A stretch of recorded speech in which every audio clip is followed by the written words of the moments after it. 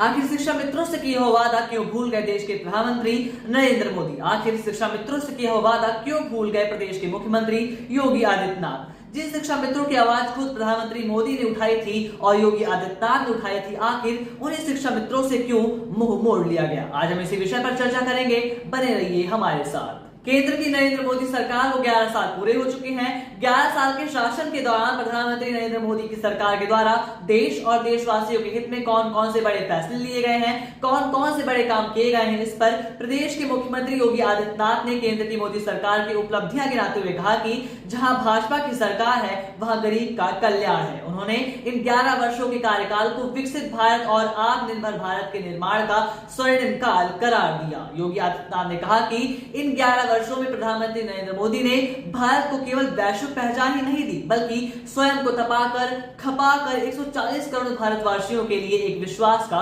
प्रतीक बनाया है। ये कार्यकाल नए भारत को विकसित आत्मनिर्भर स्वर्णिम कालखंड के रूप में प्रस्तुत करता है। इसके लिए हम प्रदेश सरकार और प्रदेश की जनता की ओर से प्रधानमंत्री नरेंद्र मोदी को बधाई देते हैं। भाजपा प्रदेश मुख्यालय में आयोजित पत्रकार वार्ता में योगी ने कहा कि सुशासन अब संस्कृति के रूप में देखने को मिल रहा है।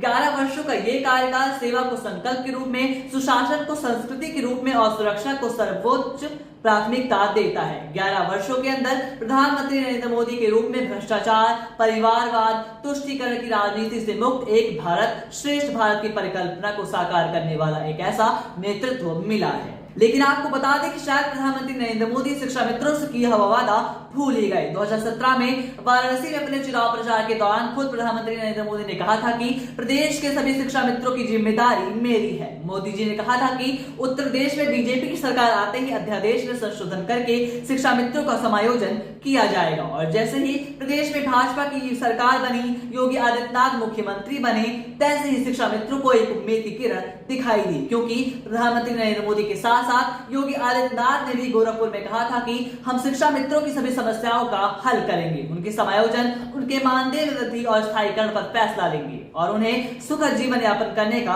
हक देंगे। लेकिन मोदी सरकार को 11 साल हो चुके हैं। मुख्यमंत्री योगी आदित्यनाथ को भी प्रदेश में 7 साल से ज्यादा हो चुके हैं, लेकिन अब तक शिक्षा मित्रों के हक में कोई भी सकारात्मक फैसला नहीं लिया गया।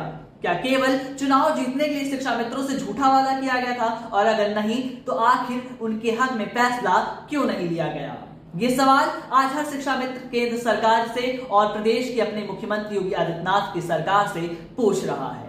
पिछले 7 सालों से ये सभी शिक्षा मित्र प्रदर्शन कर रहे हैं, आंदोलन कर रहे हैं, ज्ञापन सौंप रहे हैं, सरकार की पैरवी कर रहे हैं और हर संभव प्रयास कर रहे हैं कि उनके हक में भी फैसला राज्य सरकार के द्वारा लिया जाए, लेकिन अब तक कोई भी परिणाम निकलकर सामने नहीं आया। अब खुद प्रधानमंत्री नरेंद्र मोदी और योगी आदित्यनाथ की जिम्मेदारी बनती है कि वे शिक्षा मित्रों की सभी समस्याओं को हल करें और उन्हें भी सम्मानजनक जीवन जीने का अवसर प्रदान करें और वो वादा जो भूल चुके हैं उस वादे को याद करें और इनके हक में भी एक अच्छा और बड़ा निर्णय ले लें। शिक्षा मित्रों से जुड़ी तमाम अपडेट्स के लिए आप देखते रहिए अटल टीवी।